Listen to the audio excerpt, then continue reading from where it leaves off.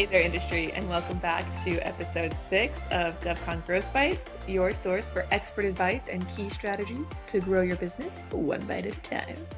I'm your host, Maggie Bennett, and I am joined today by Robert Turner, CEO of R. Turner Solutions, and we are talking about effective color teams, everybody's favorite topic.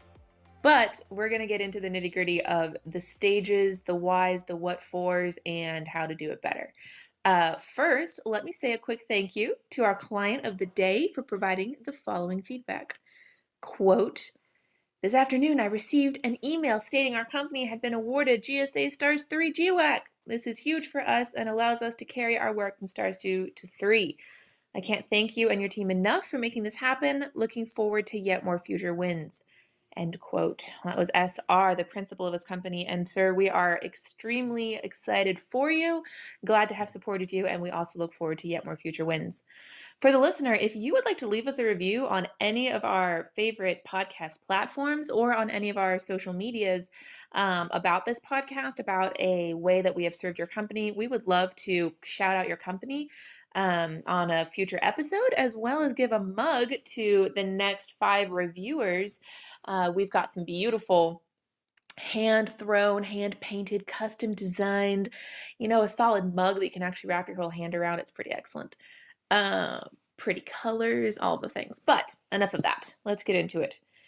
Robert, founder and president of R. Turner Solutions. You've been providing business development support to GovCon firms for the last 10 years. Greetings. Welcome back. Thanks, Maggie. Glad to be here. Glad to have you as always. So let's get right into this. Where did the general idea of color teams come from in the first place? Well, that's good. I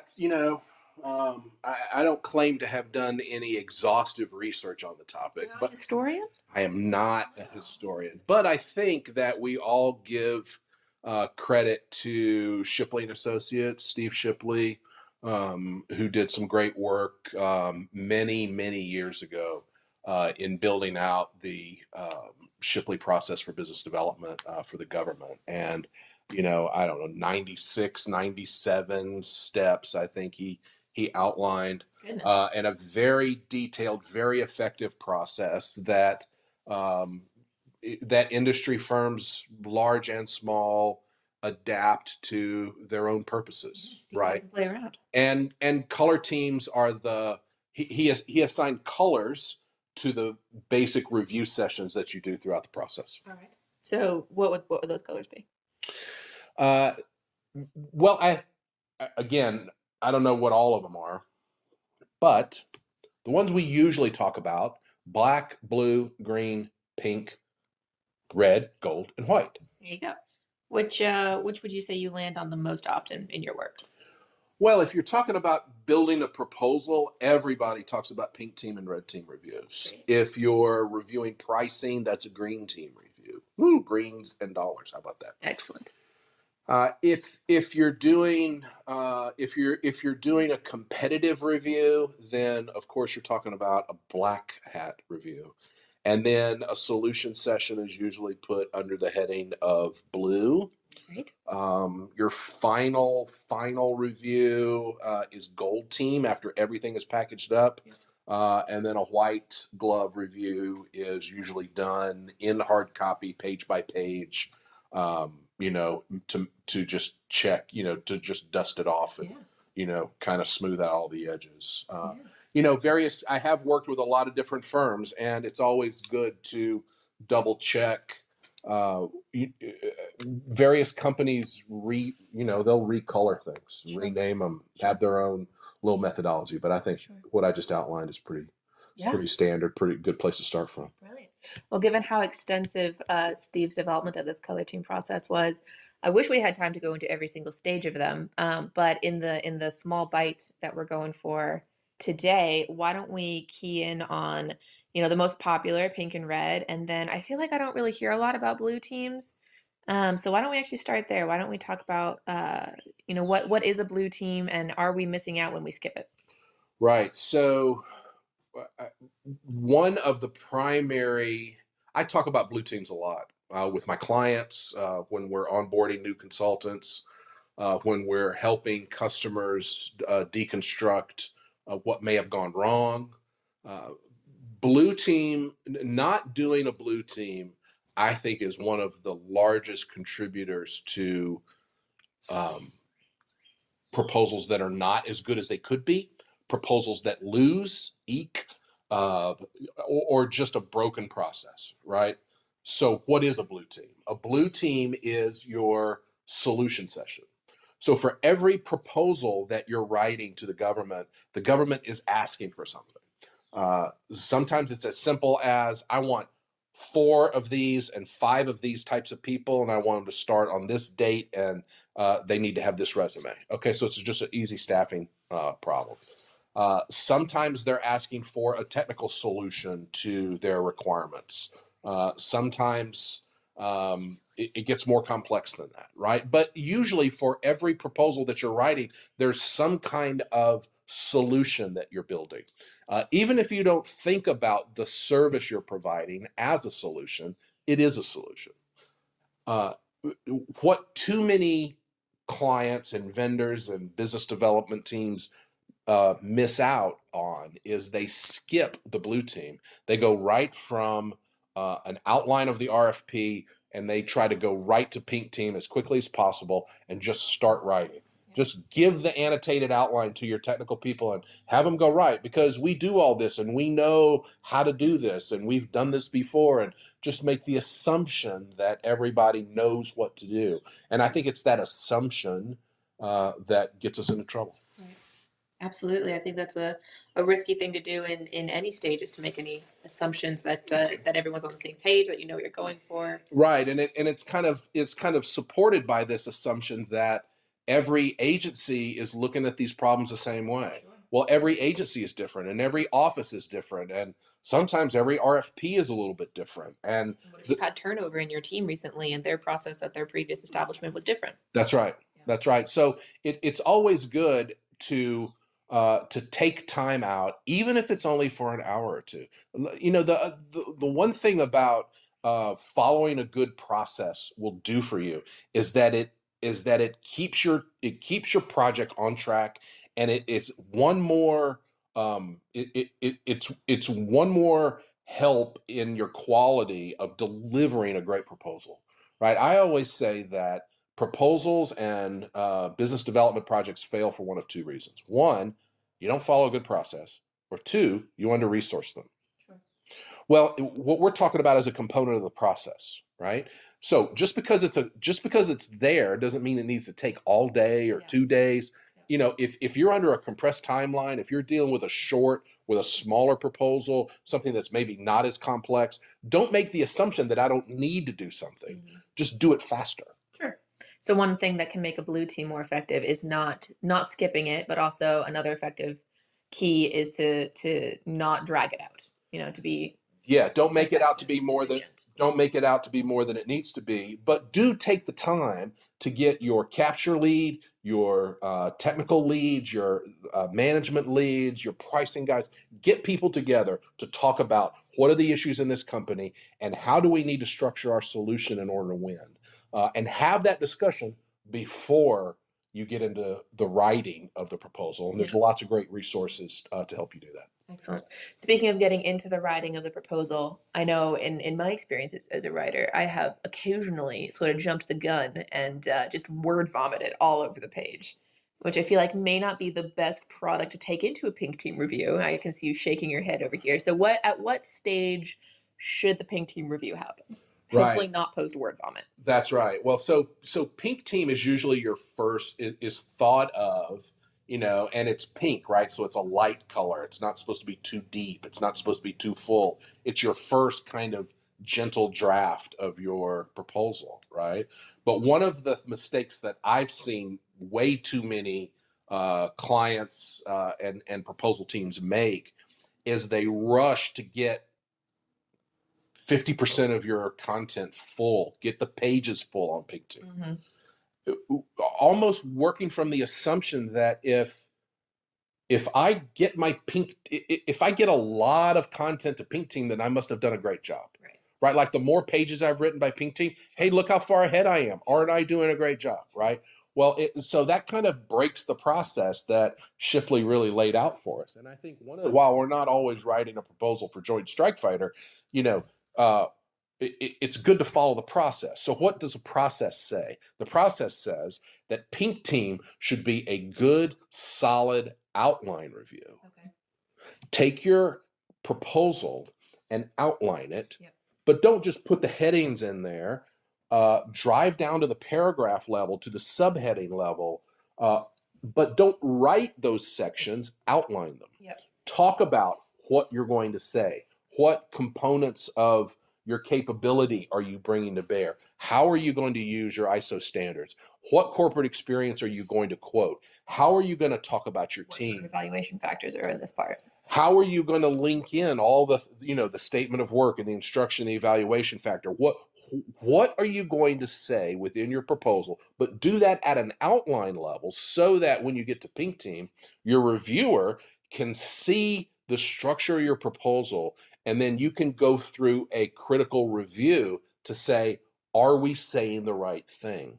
And you don't need 1,500 words to come to that conclusion. Yeah. You do need that outline so that you're not encumbered by all of the components of English language that make up a paragraph. And you also haven't taken the time to do that writing. You're still operating at a strategic conceptual level, so that you can frame up your proposal properly. Then when you do the review, your reviewers are able to ask critical, hard questions about the solution you're offering and how you're presenting it to your customer, in a way that you really can't do when you've filled the page with words. Yeah.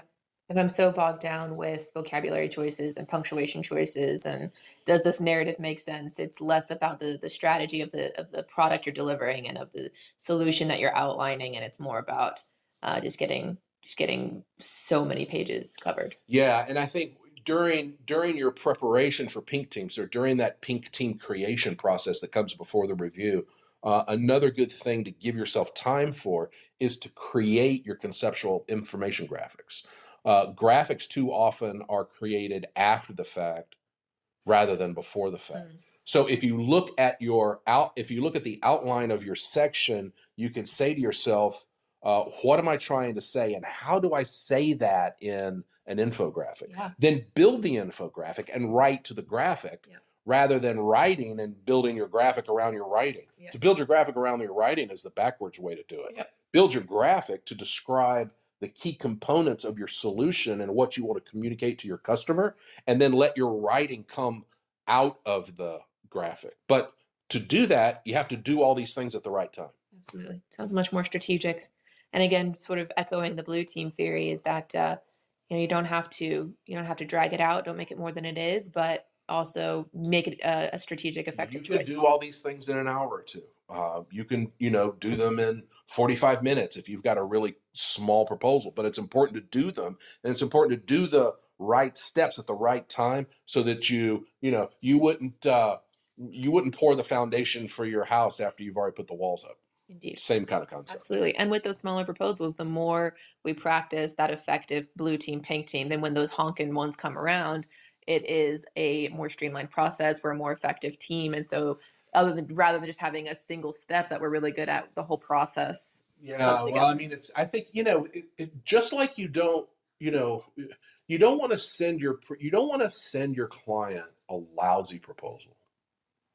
It's Pro almost tips over here. pro tips. It's almost like dating, right? You don't want to take your girlfriend out to some dive, and so she comes away with the wrong impression of you. You would never do that. So why would you send your customer a lousy, third rate, kind of unraveled proposal? You would never want to do that, right? So in the same way that you don't want to send your customer a bad proposal, you want every proposal to be a good training opportunity for your team, so that your team and everybody on your team works through the process, does it right, and then at some point all that becomes muscle memory, and your organization reacts and does things in a winning way, because that's the way we've always done it. Sounds like that could also be a really great way to help improve company culture and get your team really cohesive. Yeah, I mean, there's really nothing like a federal government proposal to test the maturity of your organization, because so many things come out. It's human nature to be proud of our work, but in federal government proposals, you need to distance yourself from what you've created, and you need to devoid yourself um, of this attachment to the quality of what I've written, and you need to be able to look at it objectively. Don't don't don't fall victim to pride of authorship. Let somebody critique you. Do good work, but then hold it up for review. Well, that's a hard thing to do, right? Like, people don't do that naturally, because it's human nature to take all that stuff personally. Well, but you can't do that. You have to give it your best, and then you have to say, in the given period of time that I have, with the resources that I was provided, and how much time I had, and how much energy I had, this is the best thing I could create. So do your best, and then let somebody critique it. So then the reviewer then has a responsibility to not make it personal, but then the author needs to have enough self-confidence that they don't take it too personally. Yeah. And then we can all work together in a constructive manner, with an end goal in mind of creating a great product, not by trying to win political points. If the proposal turns into just a political mud throwing contest, then that doesn't help anybody either. So all this whole thing really often has a tendency to push on the maturity of an organization, and yeah, so it's something to look at. Absolutely. What sort of things do we need to look forward to as we approach a red team review? I don't feel like that's a place we want a lot of surprises happening. Right. So red team should be your final draft review. Red team should be a good, solid product. And if you have looked at your competition before the RFP came out, if you have done a good solution session in your blue team, if you've worked an effective process through pink team review, and uh, you've been working hard and well together as a team, by the time you get to red team, it shouldn't be a surprise. You should have a good, solid draft that's almost ready to submit. But without doing all the things that come before it, and without working well together as a team, and without having a good, well structured process, red team's just another opportunity to Turn into a food fight. turn into a food fight, or to bang on your proposal, or yeah, I know it's red team, but we've got a hole over here. Well, so you're really not ready for red team, right? Well, so now your process is kind of broken. You're just kind of doing it. Like, why are you doing it, Throw the right? label on it just to throw a label on it. That's right. Just Not a put red team. exactly. It's not really a red team. Yeah. So, red team should be there to force the entire team to get their final drafts in, and everything should be tied together. And you're looking at red team. At red team, you're not looking for big rocks. You're looking for small things. You've already validated and created a winning solution. You already know how you're going to support it with your corporate experience, and now you're looking at the more granular levels, section by section, which is what you should be doing toward the end. The issues that you address toward the end get smaller and smaller. They're still important, but they build on the fact, and they're supported by the fact that you've already put the right building blocks in place. Absolutely. Those building blocks are going to be key. And I think that it also sounds like there's a level of just adult communication of expectations, and just knowing what to expect of each other, what to expect of your team, what to expect of yourself. And when you come to that red team review, if everybody knows what the expectations are, then it'll be a much clearer process, much more, again, effective color team, as we were talking about. And I think that ties back into the pink team. Like, when you have that outline, it's really strong. Everyone knows what's supposed to be there. They know what their role is. So they seem to build into each other. The pink team really supports the red team. That's absolutely true. Right. Every step in the process builds upon the success that you've done in the previous step. And when you rush over things, when you forget things, you're leaving holes. You're creating risk where really you shouldn't have to create that risk. If you follow the process and you make the process work for you, then by the time you get to the end, life is good. Yeah, it's awesome. It sounds like a little bit of an ideal situation for folks who have a lot of experience, like in that maturity in their organization you were talking about earlier. So, what would you advise to a team that is asking those hard questions, is looking at their team, they're like, okay, this has promise, we're getting there, but we're not as effective as I would like to be. This for this specific effort, this specific proposal is Mhm. a really big deal. I don't have a lot of confidence in the maturity of my team at this specific stage in our development. So, what would you say to them if they're working in that place? Right. So if you're at that place and you've got, I mean, those are great opportunities to bring in third parties, bring in consultants, bring in folks who have experience with those kinds of deals, and you could be. I mean, one of the great things about hiring consulting, and not to do a shameless plug for our own services, but you can hire a consultant for a specific scope of work. A consultant could really help you validate your outline and your approach, your schedule, and who's on your team and who's doing what. Yeah. If you've got a question about that, hire a consultant, come in and do a review.